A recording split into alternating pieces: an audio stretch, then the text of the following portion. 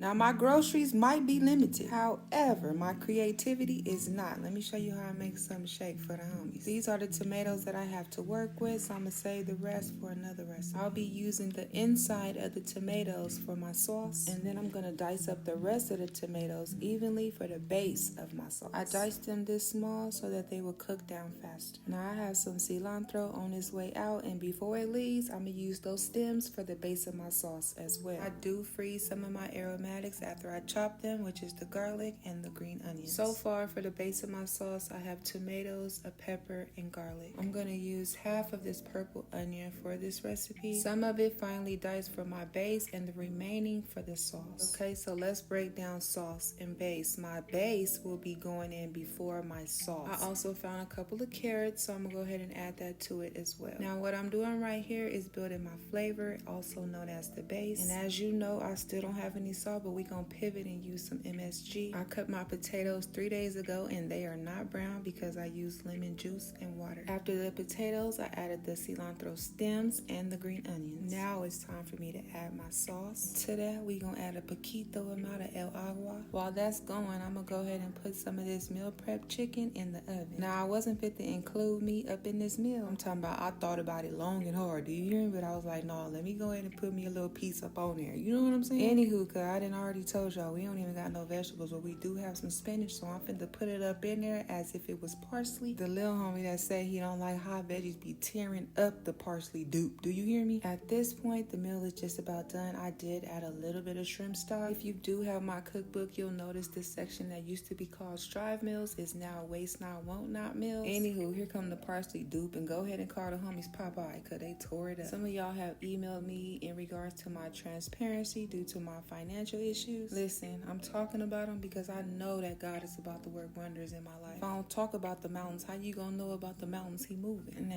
what you finna do with that thumb? All right, y'all, be easy.